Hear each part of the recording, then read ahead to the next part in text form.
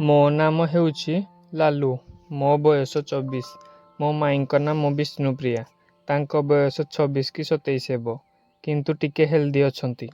କଖାରୁ ବାହାରକୁ ଛୋଟ ଦେଖାଯାଉଛି, କିନ୍ତୁ ଭିତର ଜିନିଷଟା ଖୋଲିଦେଲା ପରେ ଗୋଟେ ଦୁଇଟି ଯାକ ହାତରେ ଗୋଟେ କଖାରୁ ଧରି ହେବ। ସେ ଦେଖିବାକୁ ବହୁତ ଗୋରା ଓ ଟିକେ ଗେଡ଼ି ଟାଇପ୍ର। ସେ ମୋତେ ସବୁବେଳେ ତାଙ୍କ ଘରକୁ ଡାକନ୍ତି। ମୁଁ ଯାଏ, କିନ୍ତୁ ଜଲ୍ଦି ଜଲ୍ଦି ପଳେଇ ଆସେ। ମୁଁ ତାଙ୍କୁ ଦେଖିଲେ ମୋତେ ଲାଗେ ସତରେ ଯେମିତି ଖାଇବାକୁ ଖାଲି ଇଚ୍ଛା ତାଙ୍କର।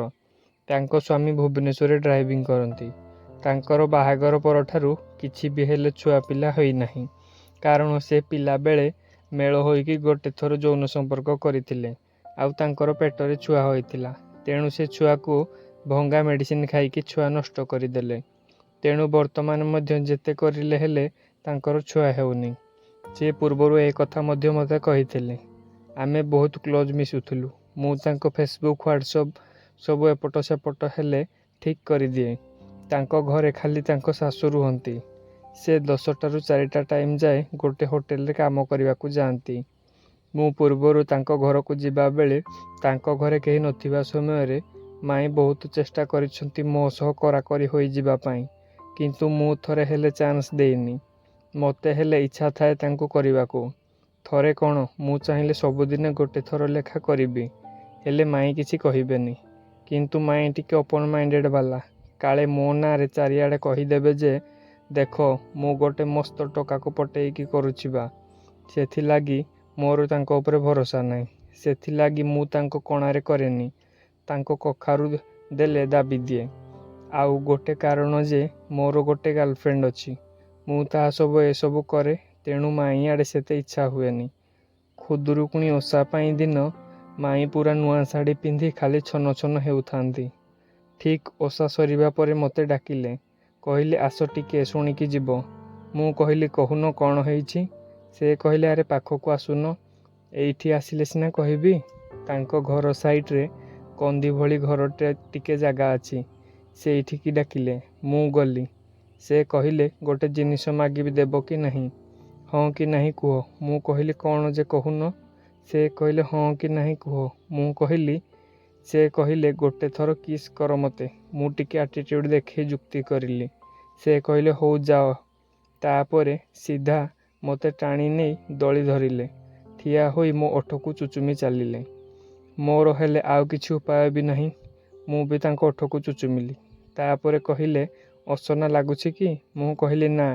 ସେ କହିଲେ ଆସ ଘରକୁ ଭୋଗ ଖାଇକି ଆସିବ। ମୁଁ ଜାଣିଦେଲି ଯେ ଆଜି ଗଲା ମାନେ ସେ ମୋତେ ଜବରଦସ୍ତି କରିବାକୁ କହିବେ। ତେଣୁ ମୁଁ କହିଲି ମୋର ଟିକେ କାମ ଅଛି, କାଲି କଥା ହେବା। ତା ପରଦିନ ସକାଳୁ ଘରକୁ ଆସିଲି। ପରଦିନ ସକାଳୁ ଆସି ବାଡ଼ି ତଳୁ ସବୁ ବାଳ କାଟିକି ଦେଲି। ବାଡ଼ିରେ ତେଲ ଲଗେଇକି ପୁରା ଚିକଣ କରିକି ରଖିଲି। ଭାବିଥିଲି ମାଇଁ ମୋତେ ତା ପରଦିନ ଡାକିବେ ବୋଲି, କିନ୍ତୁ ଡାକିଲେନି। 2 ଦିନ ପରେ ଗୋଟେ ଦିନ ବର୍ଷା ହେଲା, ଆଉ ପାୱାର କଟ୍ ହୋଇଯାଇଥିଲା। କିଛି ସମୟ ପରେ ମୋତେ ଫୋନ୍ କରି କହିଲେ ଆରେ ମୋ ମୋବାଇଲରେ ଚାର୍ଜ ସରିଯାଇଛି, ତୁମ ପାୱାର ବ୍ୟାଙ୍କଟା ଟିକେ ନେଇକି ଆସ, ଅର୍ଜେଣ୍ଟ ମାମୁଁକୁ ଟିକେ କଲ୍ କରିବାର ଅଛି ତ, ସେ ବାରମ୍ବାର ଫୋନ୍ କରୁଛନ୍ତି। ମୁଁ କହିଲି ବର୍ଷା ହେଉଛି ବା। ସେ କହିଲେ ଆରେ ଛତା ନେଇକି ଆସ, ଅର୍ଜେଣ୍ଟ କଲ୍ କରିବି। ମୁଁ କହିଲି ଓକେ ଯାଉଛି। ତାପରେ ମୁଁ ପାୱାର ବ୍ୟାଙ୍କ ଆଉ USB କେବୁଲ ଧରି ଗଲି। ମୋତେ ଦେଖିକି ସେ ପୁରା ଖୁସି ହୋଇଗଲେ। ମୁଁ ଜାଣିସାରିଥିଲି ଯେ ତାଙ୍କର ମୋତେ ଡାକିବାର ମେନ୍ କାରଣ ହେଉଛି। ମୋତେ କହିଲେ ଆସ ଭିତରକୁ। ମୁଁ ଗୋଡ଼ ପଛିକି ଗଲି। ସେ ପାୱାର ବ୍ୟାଙ୍କ ନେଇକି ମୋବାଇଲ ଚାର୍ଜରେ ଲଗେଇଦେଲେ। ତାଙ୍କର କହିଲେ ଆସ ହେ ଭିତରକୁ। ମୁଁ କହିଲି ହଁ। ତାଙ୍କ ରୁମ୍ ଭିତରକୁ ଯାଇ ଖଟରେ ବସିକି କହିଲି ଆରେ ବସୁନ। କହିଲେ ବସ୍।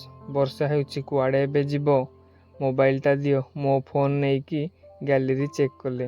କିଛିଟା ଫଟୋ ଦେଖିଲେ।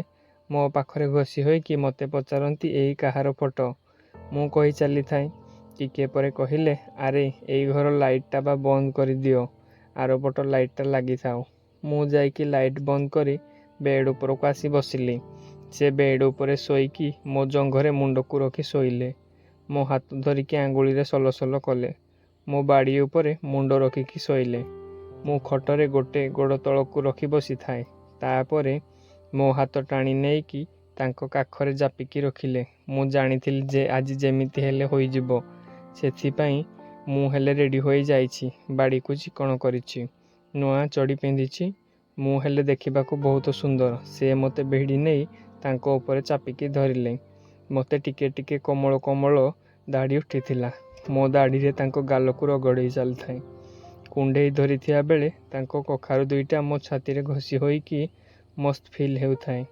ସେ ଜାଣି ଜାଣି ତାଙ୍କ କଖାରୁଙ୍କୁ ମୋ ଛାତିରେ ଘଷୁଥାନ୍ତି। ସେହି ସମୟକୁ ତାଙ୍କ ଲୁଗା ଜାଣି ଜାଣିକି ସେ ଖସେଇ ସାରିଥିଲେ। ତାପରେ ମୋ ହାତକୁ ନେଇକି ତାଙ୍କ ଲୁଗା ଫାଙ୍କରେ ଗଳେଇକି କଣାକୁ ଧରେଇ ଦେଲେ। ମୋ ହାତରେ ତାଙ୍କ କଣାକୁ ଆଉଁସିଲି। ତାଙ୍କୁ ଭିଡ଼ି ଲଗେଇ କଣାରୁ ସବୁ ବାଳ ଝଡ଼େଇ ଦେଇଛନ୍ତି। କଣାରେ ଗୋଟେ ହେଲେ ବି ବାଳ ନଥାଏ। ସେ ମୋ ଆଙ୍ଗୁଳିକି ଜୋରରେ ଚିପିକି ତାଙ୍କ କଣାରେ ଭର୍ତ୍ତି କରିଦେଲେ।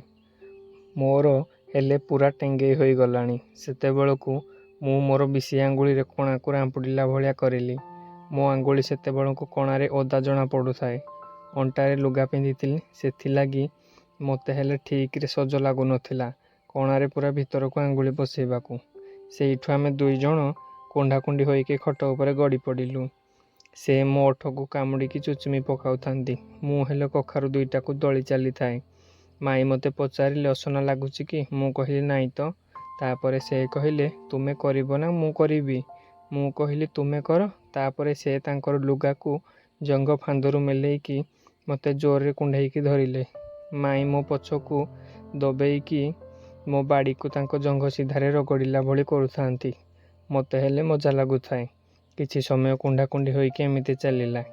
ମାଇଁ ମୋତେ ଓଲଟା ଦେଇକି ମୋ ପ୍ୟାଣ୍ଟକୁ ତଳକୁ ଖସେଇ ତାଙ୍କ ବ୍ଲାଉଜ ପୁରା ଖୋଲିକି ସାଇଡ଼୍ କରିଦେଲେ।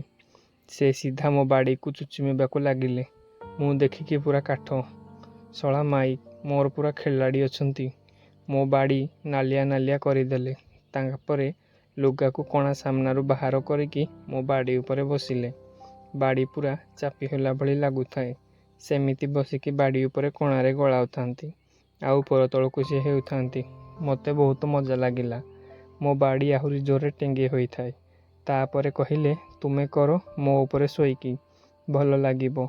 ସେ ଶୋଇଲେ। ମୁଁ ଆଣ୍ଠୁ ପକେଇକି ବସିଲି। ଗୋଡ଼ ଦୁଇଟା ଫେରକେଇକି ତାଙ୍କ ଫେରକା କଲି। କଣାରେ ଆଙ୍ଗୁଳି ମେଲେଇଲି। ସେତେବେଳକୁ କଣା ପୁରା ନାଳ ପଚପଚ ହୋଇଗଲାଣି। ମୁଁ ତାଙ୍କ କଣାକୁ ମେଲେଇକି ବାଡ଼ିଟା ପୁରା ଛୋଟିକି ତଳ କଣାରେ ଭର୍ତ୍ତି କରିଦେଲି। କେତେ ଥର ଆଗ ପଛ କରିଥିଲି। ତାପରେ ପୁରା ସମ୍ପୂର୍ଣ୍ଣ ବାଡ଼ିଟା ଭିତରକୁ ପଶିଗଲା। କୁଣ୍ଢାକୁଣ୍ଢି ହୋଇ ଜଷ୍ଟ ଦୁଇଜଣ ଯାକ ଚାପି ହୋଇକି ରହିଲୁ। ତାପରେ ମୋ ବାଡ଼ି ତାଙ୍କ କଣା ଭିତରେ ପଶିକି ଥିଲା। ଏହା ମୋର ପିଚିକାରି ମାରିବା ସମୟ ଆସିଲା। ତାଙ୍କର ଛୁଆ ହେଉନି। ଯେତେ କଲେ ହେଲେ ସେଥିଲାଗି ମୁଁ ବାହାର କଲିନି। 1 ମିନିଟ୍ ଭିତରେ ମୋର ଶୋଇପଡ଼ିଲା। ମାଇଁ କହିଲେ ଆସ ମୋ ଉପରକୁ। ମୁଁ କହିଲି କପଡ଼ା ଅଛି? ସେ କହିଲେ ଟାୱେଲ୍ ନିଅ। ମୁଁ ଟାୱେଲ୍ ନେଇକି ମୋ ବାଡ଼ି ଆଉ ତାଙ୍କ କଣା ଭିତରେ ପୋଛିଲି। କଣାର ଗଜିଆ ଚମଡ଼ାଟାକୁ ଛିନି ଛିନି ମୋଡ଼ି ଚାଲିଥାଏ। ତାପରେ ମୁଁ ତାଙ୍କ କଣାକୁ ହାତରେ ହଲେଇଲି। ମାଇଁ ଖାଲି କହୁଥାନ୍ତି ଉପରେ ଶୁଅ ମୋର ଶୋଇକି କର। ମୁଁ କହିଲି ରହୁନ, ବହୁତ ମଜା ଲାଗିବ। ଗାମୁଛାଟା 2 ସୁରିଆ କରିକି ତାଙ୍କ ପଛ ତଳେ ପକେଇଲି। ତାପରେ କଣା ଭିତରେ 2ଟା 3ଟା 4ଟା ଲେଖାଏଁ ଆଙ୍ଗୁଳି ମାରିକି ଘାଲି ଚାଲିଲି। ମାଇଁ ଖାଲି ମନା କରୁଥାନ୍ତି, କହୁଥାନ୍ତି ଶୋଇକି କର। ମୁଁ ପୁରା 10 ମିନିଟ୍ ଯାଏଁ ଆଙ୍ଗୁଳିରେ କରିଚାଲିଲି। ସେ ଖାଲି ଇଆଡ଼େ ସିଆଡ଼େ ମୋଡ଼ି ମାଡ଼ି ହେଉଥାନ୍ତି। ବେଳେବେଳେ କଣାରେ ହାତ ବାହାରି କରିଦେଉଥାନ୍ତି। ସେତେବେଳକୁ କଣା ପୁରା ଓଦା ଓଦା ହୋଇଗଲାଣି। ଲଗାତାର 20 ମିନିଟ୍ ପାଖାପାଖି ବହୁତ କଷ୍ଟରେ ଆଙ୍ଗୁଳି କରି ଚାଲିଲି। ସେଇତିକି ଭିତରେ କଣା ପୁରା ଓଦା ହୋଇଯାଇଥାଏ।